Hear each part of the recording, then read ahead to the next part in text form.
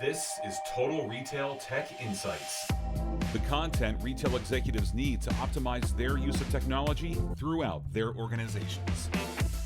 Hello, and welcome to this episode of Total Retail Tech Insights. I'm Joe Keenan, the editor-in-chief of Total Retail, and I'm pleased to be joined on today's episode by Deanna Ballew, who is the Chief Product Officer at Listrak. And we're going to talk a little bit about kind of the retail marketing landscape that currently exists, a little bit about how Listrak is helping to support retailers, particularly around marketing experimentation, and a lot of good things to come from Listrak. So, Deanna, thank you for joining me on today's show, and welcome. Yeah, well, thank you for having me. I'm excited about this conversation. To get us started, I'd love for you to tell me a little bit about Listrak for those in the audience that might not yet be familiar with the company. Sounds good. Yeah, so Listrak is a person-first marketing automation platform, and it started out, over 20 years ago, and really in the commerce space, and then the email service provider, and then now we've gone forward and approached the cross-channel marketing side of things with marketing automation, and really enabling digital marketers to reach their customers at the right time, in the right channel, and at the right moment to drive their revenue forward. So that is a nice primer about Listrak. Tell us a little bit about yourself. I'd love to learn a little bit more about the guest. Tell us about your role at Listrak as well as a little bit about your career. Yeah, so I joined Listrak at the beginning of this year as Chief Product Officer. And it's been fascinating to come on board and to really dive into the nuances of retailers and retail marketing and how we're really trying to engage every single consumer on their end on, making sure that they're getting the most out of their cross-channel marketing performance program. But prior to that, spent, over 20 years just in the MarTech space before the MarTech space even really existed. As Salesforce was just coming forward and things of that nature, and always been focused on the product, the innovation, and the design thinking side of things, and delivering value through customers by thinking differently, by experimentation. So, as I've been engaging with marketers for over 20 years, really encouraging them to do things in a different light. And what's been exciting is that marketing teams are always some of the most early adopters of technology because they've been so constrained on budget. It doesn't matter, what it is, what size organization you are, whether you're a small SMB or a big enterprise, marketing teams always have budget constraints. And so they're always looking for new ways to approach how they do their jobs. And so what I've been able to do and to deliver over the years is different technology to help them do their job better and to be more satisfied as they go forward. So that's been a very rewarding part of my career journey so far. So actually is a good segue, Deanna, as you talk about that creativity and the innovation that marketing teams really, it's an intrinsic value to so many organizations. Leads me into what I wanted to talk about in terms of experimentation. I alluded to that at the front. Tell me a little bit about how experimentation factors into marketing strategy, and then secondarily, how you and your team and the organization at Listrak can help support retailers with their experimentation.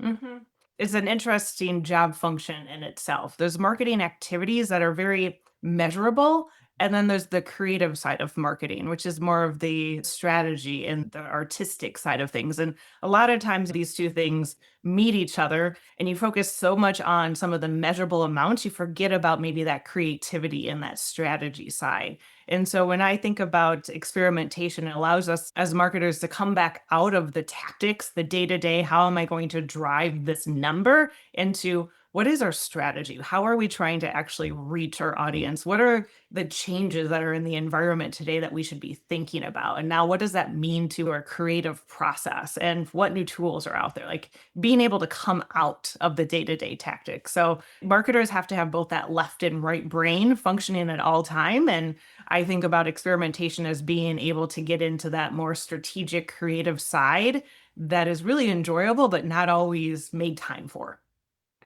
And in a lot of cases, experimentation may be in response to trying to solve a particular challenge or particular roadblock for an organization, which leads me into thinking about the kind of internal and external challenges that marketers are facing today.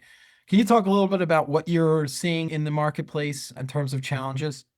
Yeah, and we're seeing this too through as we engage with our customers on what they're trying to reach, like their goals and their program performances, and using our strategy services to really dig into what are you trying to do, and then how might we look at this different? How might we craft different tests to allow you to experiment to, really decide how you could look at increasing your program revenue in a different manner. So for example, I was on a call yesterday and I was talking with one of our customers and about how they might leverage AI channel affinity. You can use this within the Listrak platform. You can set up triggers so that you are sending to your consumer through the right channel, whether that's email or SMS or app push, things of that nature. And the response was, well, why wouldn't I always send email? Like I'm looking at my click-through rate. I know if I send more emails, that click-through rate's going to stay constant. What we talked about specifically was, but what about your unsubscribe rate? How might you look at that differently? And how might email actually change the way that that unsubscribe rate is doing? So helping our customers think about the metrics that they're looking at on a day-to-day basis is one of the challenges that marketers face, right? They have all of these metrics. They're trying to drive that growth year over year over year, but those metrics don't mean the same thing today as they did last year because everything's changing. Like technology has been changing so rapidly. The OSs have changed all of the platforms, the way that Apple Mail works, the way that Google Mail works, the way that the messaging works with SMS and RCS. Like these things are changing so frequently that the tactics and the measurements that you were using maybe just last week, all of a sudden it's completely different, right? There's a new bot that's hitting you, and your bots are now out of control. And now, how do you even look at the clickers and those unique clickers and things of that nature? So, having to really think about the metrics you always looked at might no longer mean the same results as you were getting last year. Yeah, to use a sports analogy, it's kind of like the goalposts are moving, right? Like there used to be like a core, like, okay, here's what we're defining, and now those metrics, the value in them potentially is shifting with introduction of new tools and technologies like you talked about. Yeah, and I would say, are the goalposts moving or are there completely new goalposts that are now placed in front of you and you have to go figure that out? Like it's almost like a whole different game that you have to now work through. So we talked about experimentation. We didn't talk separately about testing. And many marketers and organizations are currently doing testing, particularly A/B testing. Tell us a little bit about your thoughts there and why potentially A/B testing isn't enough anymore in terms of based upon what we just talked about. These new measurement tactics, not tactics, but your goals and what you're measuring towards is constantly changing. So maybe A/B testing isn't sufficient enough. Mhm. Yeah, I think we can definitely still use A/B testing as part of experimentation. But when we think about A/B testing or just the idea of like a traditional test, usually that's about a pass or fail when you're setting these things up. And it's really about optimizing what already has been working for you. But what we know to be true in marketing tactics last year, we can't assume that's true today. So the tests are not enough because it's assuming that we can optimize something that we know to be true. And so when you think about experimentation, that focuses on like it focuses on the insights that you can generate and what strategic choice you might actually make because of that insight rather than whether or not it passed or failed. So it can really help marketers learn more and adapt and do something completely different than maybe they were before by looking at it as an experiment versus pass or fail test. Yeah, and maybe I think it might be helpful for the audience if you had an example as we talk about experimentation as a complement versus testing, if we kind of put them in two different buckets, how would you compare the two and maybe give an example that might share that insight with the audience? Yeah, I think one that currently comes up, is especially how our marketing teams handle their budget allocation between email and SMS marketing. So we see a lot of our customers really trying to compare the ROI of email versus SMS marketing. They're two separate channels, and they're going to say, if I do an email channel, this is my ROI. If I do an SMS channel, this is my ROI, and here's the allocated bucket. But what we have available today in our technology with cross-channel marketing is that it's not just about this channel versus that channel. It's about the overall how are you engaging with that customer on the right channel at the right time. So thinking about what experiment might we be able to do that's not just about comparing an email versus a text, but how can you actually see how a cross-channel AI channel affinity campaign is actually going to improve your overall program performance results. So taking you up to one of your leading metrics and changing that versus the singular outcome metrics of email versus SMS. It's looking at that whole program overall. We talked about the kind of why behind having an experimentation strategy is important to marketers. Let's take it to the next step. And then, okay, we understand the value of having that experimentation mindset. How do I go about structuring an experiment? I know you have some thoughts there, Deanna, that you want to share. Yeah, this is something that I brought into my product development teams to start to like think differently. How can we look at this problem differently and solve it in a way that we had no idea could be solved? So really it's focusing on the problem first. You have to design the experiment and what is the problem we're trying to solve as a marketer? Is it to increase clicks? Is it to have an improved brand awareness? What might that be? And then what's your proposed solution? And how you're going to measure it. So this is where you might still use measurements like A/B testing, but really think about it as a problem. And then you and your team come at it with a hypothesis. I know that this is something that we learned in grade school or middle school. Like, let's actually write down our hypothesis. I think this is a mindset that is very important when you think about experimentation, because it's no longer saying, I, as this person on the team, am right, and I think we should try this. Rather, I believe this is going to happen if we try this, and here is the outcome. So, like, just saying, I have a hypothesis that this will happen changes how we approach it. And then putting together that test plan. How are you actually going to measure that result, whether that's with an A B test or not?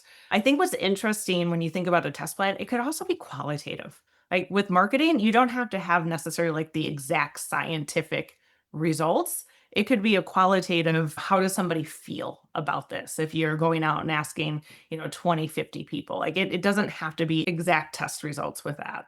And then the last part, though, that I think we overlook a lot is the analysis. So once you do one of these experimentations and you set it up, is let's actually review the results and identify anything unexpected that happened that we didn't know. And let's go find out more. Do we want to run another experiment, or do we now know enough to move forward with what we were hoping to move forward with? So that is some of the nuances that are even more valuable than just the experiment itself, because it now might lead you down a path you never would have thought of before. Is that structure applicable no matter the scale of the experiment, no matter the time frame? It's pretty core, like here's our process, and it's really a scalable, no matter, like I said, the size of the experiment. Yeah, definitely. Design, hypothesis, test, analysis, right? Like those are your four steps, and you can move through that in a half hour, or you can move through that, in a month. I think it really depends on what that looks like. And I will just say that analysis part, right? Like figuring out what those learnings are, like that's the piece that I would say, don't forget that. Put some time in your schedule to make sure you do that and share those learnings.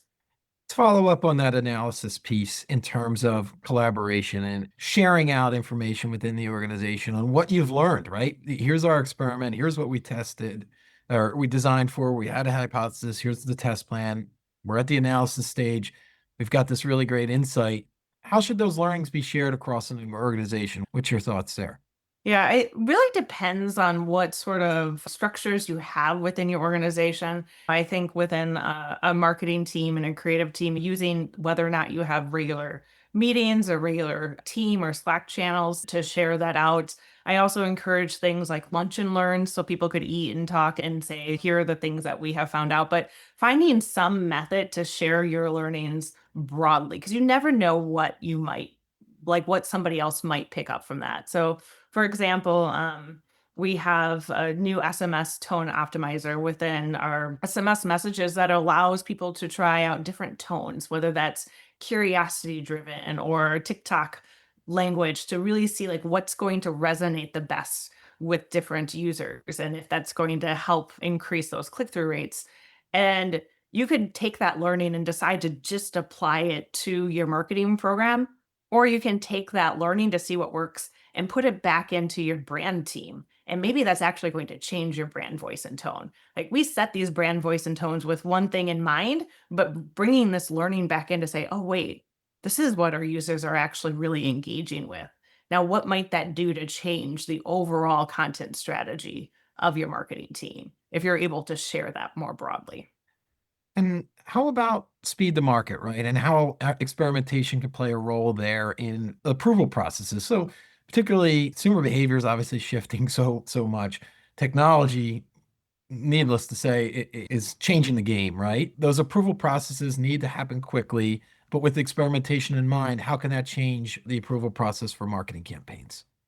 I think the approval process right now is a legacy mindset, Hmm. something that we've had in place with marketing teams to make sure that no content gets out the door that is going to maybe harm our brand reputation to some degree. So while this process was good, it really prevents marketers from really adopting all of the personalization that can now be done with AI technology. I mean, you can do true one-to-one marketing personalization right now with the tech that we have. We can have different images, different content, different everything, a whole different email for every different user if marketers wanted to. However, in order to go through that approval process, not everything can change. So this approval process right now that we have means that we're still pretty locked in of like having to create every piece of content in a way that's just unmanageable for a marketing team. So one way to possibly change is that instead of actually looking at every piece of content and getting that improved, you're talking about the experiment or the thing that you're trying to learn. I am going to run this experiment. Here's what I think the results are going to be, and then share the learnings of that. For example, if a piece of content or an email gets out and one of your executives happen to see that and say, like, why does it have this voice and tone and not a brand voice and tone? You can go back to your experiment. This is what we're learning to test. Here are the test results. This is what I'm now going to change because of that learning. So shift the conversation away from the very nuanced pieces of content back to the actual experimentation and the larger indicators of how it's going to change your strategy. You've talked a little bit about email, but I would imagine this is still applicable across other channels, SMS and social and other ways that consumers are being engaged to by brands. Yeah, most definitely. Even as you're trying to figure out where are you going to put your budget on social channels such as TikTok or Instagram, like just start putting together your hypothesis, do small experiments, and then you can learn from that and change your strategy because of that. And to your point earlier, budgets are constrained in many cases. Sometimes the first thing that's going to be cut is marketing budgets, right? So you want to have that real detailed, granular level of spending insights and experimentation can help there. Deanna, you've talked a lot and you referenced AI a few times. I would like to get your thoughts on in this AI era where marketers are able to utilize that. Why is experimentation perhaps even more critical given the environment in which we're now operating? The experimentation mindset helps us understand what AI technology is going to be most useful for us.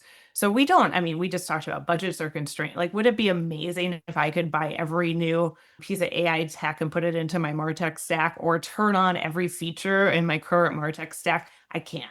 My budget just does not allow that. So being able to really say, let's experiment with this. Let's see if it's going to work for us. And then if it does, we can adopt it and then bring that into our day-to-day processes because the opportunities for marketers are there's so many of them. There is no way for you to evaluate everything because it's changing so fast. So this experimentation mindset will allow you to evaluate the right features and the right functionality that will work for your teams. And a lot of those capabilities today are with AI features and thinking about how might you work differently.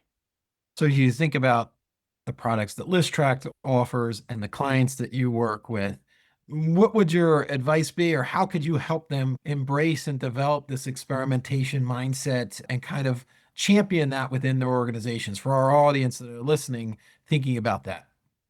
Yeah, I would say just to make experimentation part of your day-to-day conversation. So let's say if you have quarterly goals that you need to meet, bringing that into your teams, especially your marketing teams, and say, what are 3 experiments that I'm going to run this quarter to try to test out these things that we've been wondering about? What things has my team been wondering about? And then make that a priority. Make experimentation a priority in order to look at that and work with the folks at Listrak that are actually here to help you shape these experimentations. You're not doing this alone. Our strategy team will help you say, how might you leverage the tools within Listrak to run these experiments officially and to do things that maybe you didn't think about before. So Now that data is coming all together across channels, so you have your email data, your app data, your SMS data across how your customers are interacting with your marketing programs, you can now leverage that data in many different ways. You pull in your loyalty data, you pull in your subscription data. All of that now can be done to create a completely different journey that is very specific to each and every consumer on the other end, and then learn from it. Take the time to look at that data and make new decisions. And that experimentation mindset doesn't have to come from top down, right? Like anyone on the marketing team can bring ideas to the table, have that experimentation mindset. Here's some things that we should be experimenting upon, right? That it doesn't Yeah. have to just be from the CMO down. Yeah, and I would really encourage that type of mindset shift, like even bringing in the words, I have a hypothesis that. And you might have a leader on your team that we've tried that. That doesn't work. And that actually is a spark for me when somebody says that we've tried that to say, wait a minute, now how can I prove to you that this does work? What experiment might I set up that would either prove or disprove that? Because that in itself is something that maybe you tried it 2 years ago, but guess what? Technology is very different than it was 2 years ago. Consumers are different than what we were 2 years ago after we've all been through COVID. Like, we're all different. So taking that as a piece of saying, you know what? Let's put a hypothesis together. Let's run a very low cost, easy experiment. It doesn't have to be massive to see if it's going to help us validate taking the next step. Like, let's run it to learn something rather than run it to actually execute a tactic that we have to get done this month. Well, with that, I want to take the opportunity to thank Deanna Ballew, who's the Chief Product Officer at Listrak. I've really enjoyed our conversation today, Deanna, and thank you for joining me. Thank you for having me. Thanks for listening. For more information on this podcast, please check out our podcast channel page at mytotalretail.com/podcasts for show notes. Total Retail Tech Insights is available on Apple Podcasts, Google Podcasts, Stitcher, and Spotify. Make sure to subscribe on our podcast channel page as well. If you've enjoyed this episode, please take a few moments to rate and review this podcast. Thanks, and until next time, this has been Total Retail Tech Insights.